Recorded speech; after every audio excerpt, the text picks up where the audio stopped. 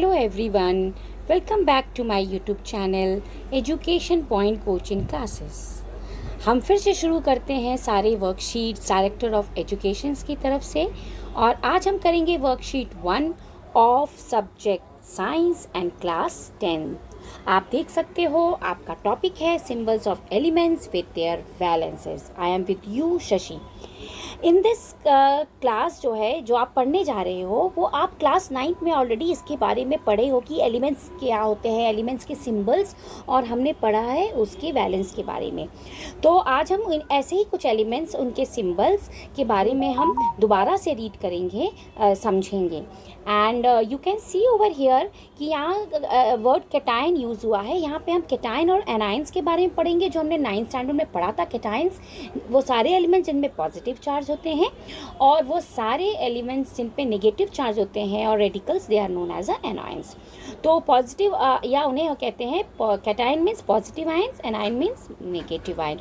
तो positive ions क्यों होते हैं किसी भी एलिमेंट्स पे? तो यू नो दैट कि हमारा जो एलिमेंट की प्रॉपर्टी होता है या तो वो इलेक्ट्रॉन गेन करता है या लूज़ करता है। जब वो इलेक्ट्रॉन लूज़ करता है तो उस पर पॉजिटिव चार्ज आ जाता है और जब वो इलेक्ट्रॉन गेन करता है तो उस पर नेगेटिव चार्ज आता है। ठीक है, तो this is positive charge cation. और लेट्स स्टार्ट। हाइड्रोजन का जो है सिंबल H और valence +1, silver Ag, valence +1 again, sodium Na, valence +1, copper से पहले पोटेशियम K, वैलेंस +1, वैलेंसी जिसका दिखा है, ठीक है, जो आउटर मोस्ट ऑर्बिट में जो इलेक्ट्रॉन्स होते हैं। एंड कॉपर पे Cu और उसका वैलेंस है +2 and +1 accordingly we can use. ठीक है, now let us come magnesium Mg, valency +2, zinc Zn, valency +2, calcium Ca, valency +2, iron Fe, valency +2 और +3 accordingly, aluminium Al +3, oxygen O -2, sulfur S -2, nitrogen N 3 and 4, phosphorus P 3 and 4। And if you look at last one is ammonia जिसको हम NH4 बोलते हैं और उसका valence है +4। तो this is all about your you know some cations और some elements उसके वैलेंसी। यहाँ हम रेडिकल्स की बात करते हैं और कुछ नेगेटिव आयंस की बात करते हैं जिनको हम बोलते हैं एनायन। तो रेडिकल्स मतलब जो एक या दो से ज़्यादा से मिलके बना, जैसे हाइड्रोक्सिल का फॉर्मूला आप देख रहे हो OH, ऑक्सीजन और हाइड्रोजन से मिलके बना है OH और इसका valency -1, chlorine Cl valency -1, ब्रोमीड Br valency -1, iodine I valency -1, nitrate NO3 valency -1, nitrite, आप इसमें ज़रा ध्यान देना, इस पर नाइट्रेट NO2 वैलेंसी -1। क्या ध्यान देना है? इनके स्पेलिंग पे ध्यान दो। एक नाइट्रेट है, 8 है लास्ट में, नाइट्राइट है आइट, 8 लगा तो O3 हो गया और आइट लगा तो नाइट्राइट NO2। फाइन, ध्यान रखिएगा, पर दोनों की वैलेंसी सेम है। Now if I look to acetate that is CH3COO, valency -1, bicarbonate HCO3, इसको हम हाइड्रोजन कार्बोनेट भी कहते हैं HCO3 और इसकी वैलेंसी हो गई -1। फिर है आपका simple carbonate CO3, valency -2, oxide O valency -2, sulphide S valency -2। आपने ध्यान दिया, ये दोनों हमने ऊपर भी पढ़ा था अभी, तो we will come to know कि इनके नाम अलग होते हैं, अभी हम पढ़ेंगे इसके बारे में। Nitrite N valency -3, phosphate PO4 and valency -3। तो ये सारे आपको लर्न होने चाहिए कि इनका सिंबल क्या होता है और इनकी बैलेंस क्या होता है और इसका फिर क्या यूज़ है। एक्चुअली एक तो लर्न है, उसको जब लर्न करेंगे तो इसका यूज़ आता है, हम इसको जो है फॉर्मूला फॉर्मेशन में इसका काम आता है। तो कुछ यहाँ पे एक नोट्स भी, 2 नोट्स मेंशन है। पहला नोट्स हम डिस्कस कर लेते हैं। पहले यहाँ पे लिखा हुआ है कि there are few elements and ion which have same symbol but different names. इनके सिंबल सेम है या डिफरेंट नेम है। अभी मैंने कहा था ना आपको, ऑक्सीजन और ऑक्साइड, अगर आपने ध्यान देखा तो ऑक्सीजन का O है और ऑक्साइड का भी O है, दोनों का सिंबल सेम है लेकिन इनके नेम देखो अलग अलग है। सल्फर का S है और सल्फाइड का भी S है दोनों का सिंबल सेम है मगर नेम अलग है। ठीक नाइट्रोजन का N है, नाइट्राइट का भी N है, अगेन सिंबल सेम है और उनके नाम अलग हैं। इसी तरह आप देख सकते हो क्लोरीन, ब्रोमीन एंड आयोडाइड, इसका एक दूसरा नाम है क्लोराइड, ब्रोमाइड और आयोडाइड, और दोनों के आयोडीन और आयोडाइड सेम है और इनके सिंबल सेम है पर उनके नेम अलग होते हैं। और क्या है, एक और नोट्स है कि फॉर्मेशन ऑफ फार्मूला कैसे कहते हैं, बहुत इंपॉर्टेंट है बेटा। और ये आते हैं क्लास स्टूडेंट्स, इस तरह के क्वेश्चन जो है एग्जाम्स में आते हैं फार्मूला फॉर्मेट करने के लिए।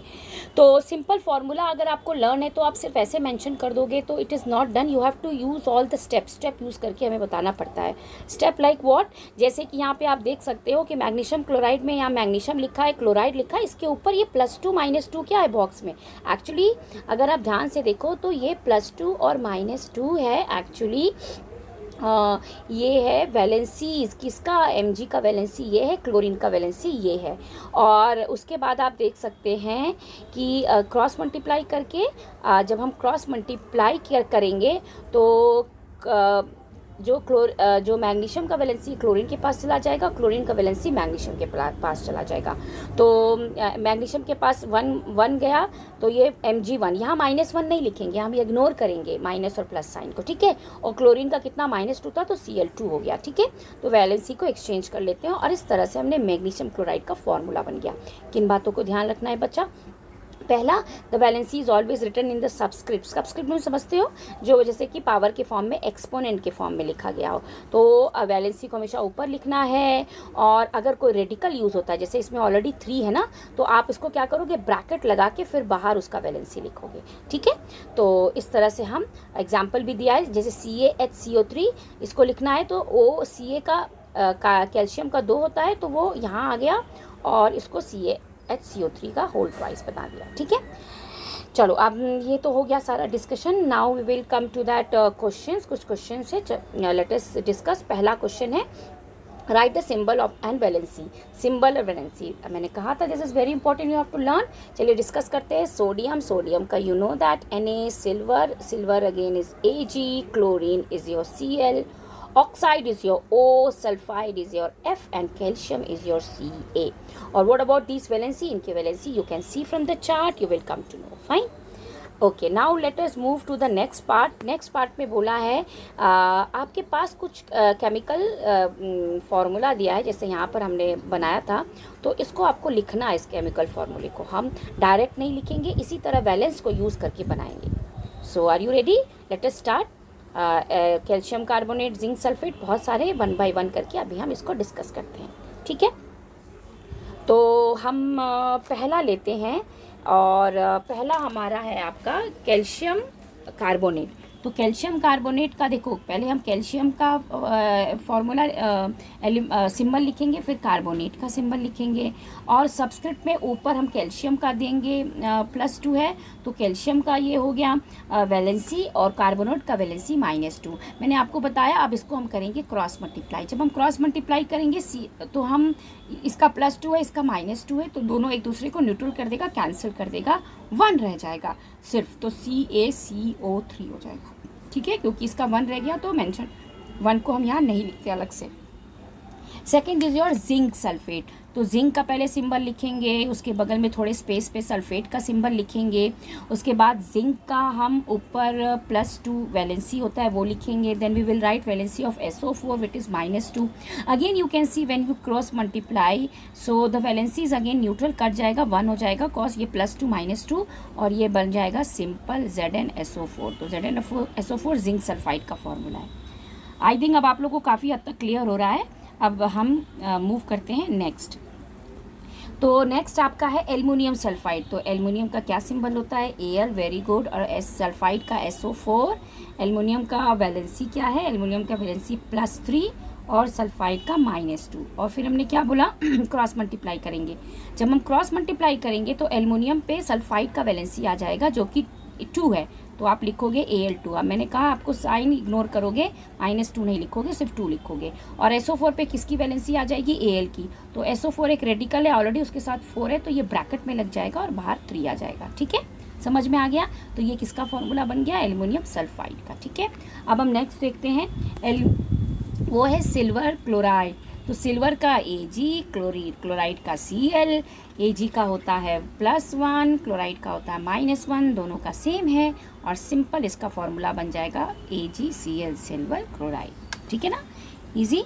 Now let's move to the another one, that is your sodium carbonate. Sodium का सिंबल Na, कार्बोनेट का CO3, and the valency of sodium is +1 and this is of -2. Again we will cross multiply and what will happen, carbonate का पहले Na के पास carbonate का आएगा तो हम पहले वाले एलिमेंट्स का पहले लिखते हैं। Na के साथ 2 आ गया और CO3 के साथ 1 आया, वेन को मेंशन नहीं करेंगे, तो ये हमारा बन गया सोडियम कार्बोनेट का फॉर्मूला, फाइन केमिकल फार्मूला।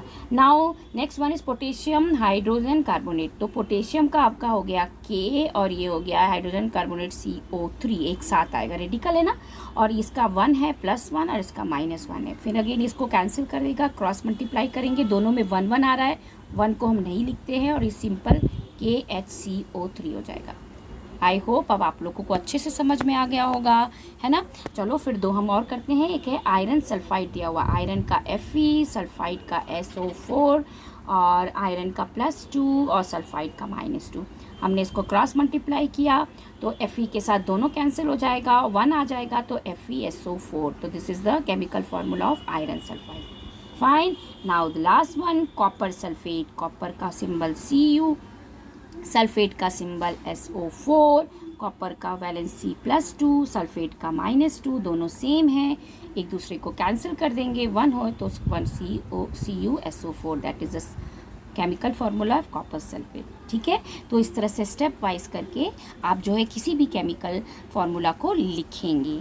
ठीक है, आई होप आपको बहुत अच्छे से अब ये चीज़ समझ में आ गया होगा। This was all about your worksheet 1 and for today